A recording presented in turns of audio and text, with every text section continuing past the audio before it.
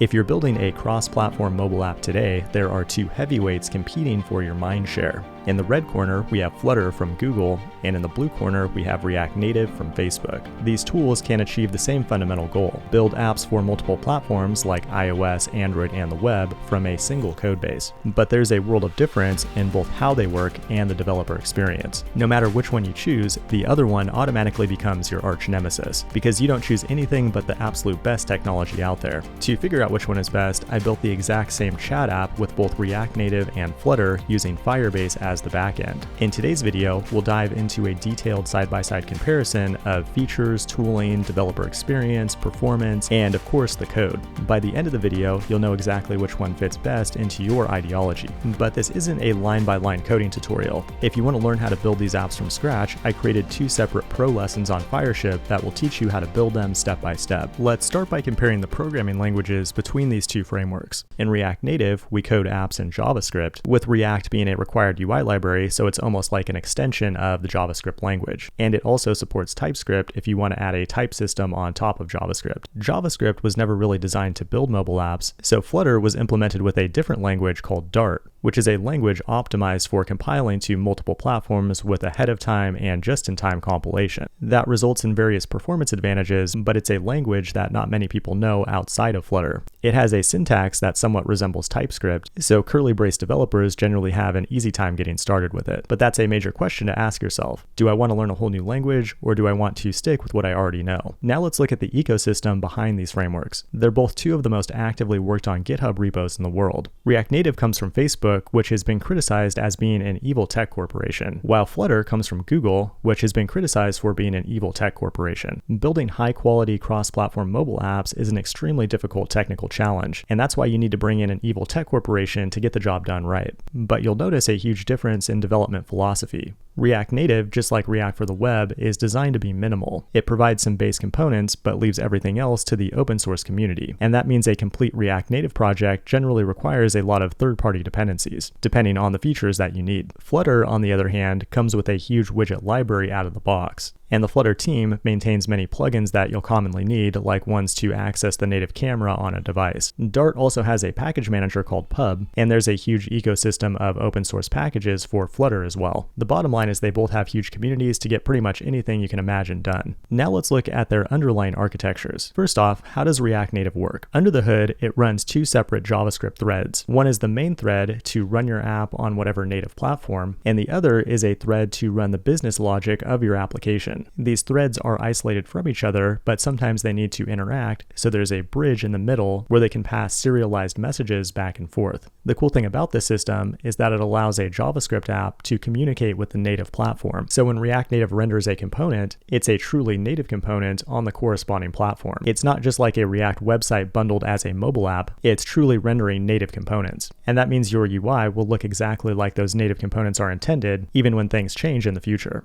Now, how does Flutter work? Instead of using native UI components, Flutter has its own high-performance rendering engine built with C++ and Skia that renders its own custom pixels to the screen with compiled native code that allows it to render pixel-perfect versions of iOS and Android widgets, while also making it possible to paint your own custom pixels to the screen, kind of like a gaming engine like Unity. This allows it to paint smooth graphics without the need for a bridge, although it does have a system called platform channels that allows you to communicate with the native system when you need native features or if you want to integrate native code. At the end of the day though, architecture doesn't matter a whole lot. What matters is that you create a good user experience and have fun doing it. So now let's compare the developer experience, starting with the initial setup. To get started with React Native, you can generate a new app by running npx react native init from the command line. And you can optionally pass in a template here with something like native base to give you a nice looking UI out of the gate. And you might also use Expo here instead of the default React Native CLI to give you a more complete starting point. When you open the app, you'll notice quite a few files here in the root directory. These are mostly config files like Metro and Watchman for hot reloading, Buck is your build tool, and Babel to transpile your JavaScript. It even ships with Flow by default, so it feels very Facebooky. The app source code is contained in the single app.js file. If we go ahead and open that file, you'll notice a bunch of React code. This might look familiar if you're a web developer, and the only real difference is that we're importing special components from React Native, and we use those in the JSX instead of the typical HTML elements. That's our starting point for React Native. Now let's take a look at Flutter.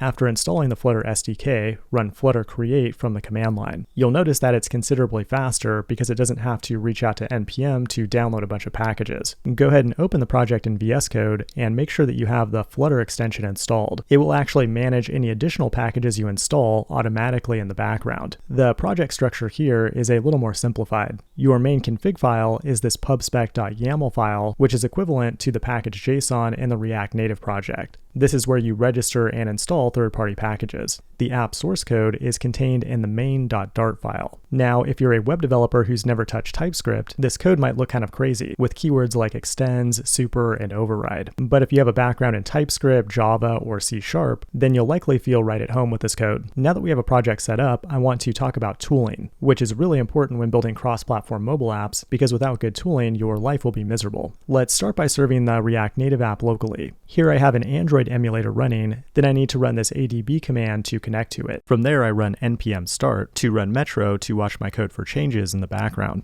Then in a separate terminal, enter npm run android to build the Android app. This will install the app on the emulator and listen to code changes in the background to automatically update the application. We can also type an R into the Watchman terminal to hot reload the app. That's extremely useful because it preserves the state of the application while still reflecting your code changes if you're iterating on the design. So that's essential, but when it comes to tooling with React Native, it's really a create your own adventure story. It's just a JavaScript project, so you can throw in TypeScript, or you might want to use the Ignite CLI to automatically generate boilerplate for you, or use Expo to quickly launch the app on your own device. It's nice to have a lot of options, but that can also lead to decision fatigue and an over-reliance on third parties. Now, if we switch over to the Flutter app, you'll notice a button down here in VS Code that allows us to grab an emulator that's configured on the local system. We can then open the terminal and enter flutter run, and we can also hot reload because Dart supports just-in-time compilation by also typing an R into the terminal.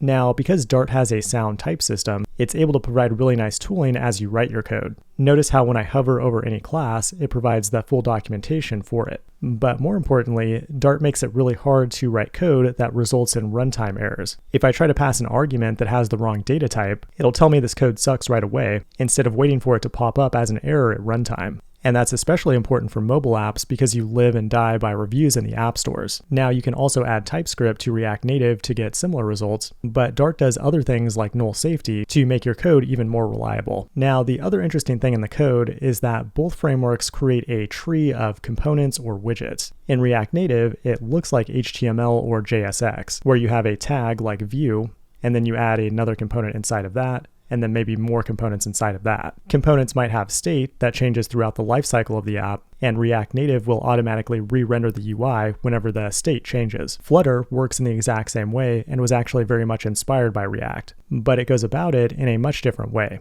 Instead of functions, you have classes that have a build method, which returns a tree of widgets. Each widget is just a class instance and might have a variety of different properties that take other widgets as arguments. So it does the same basic thing as React, but it's just a different approach to building declarative UIs. When coding by hand, it makes refactoring more difficult in my opinion.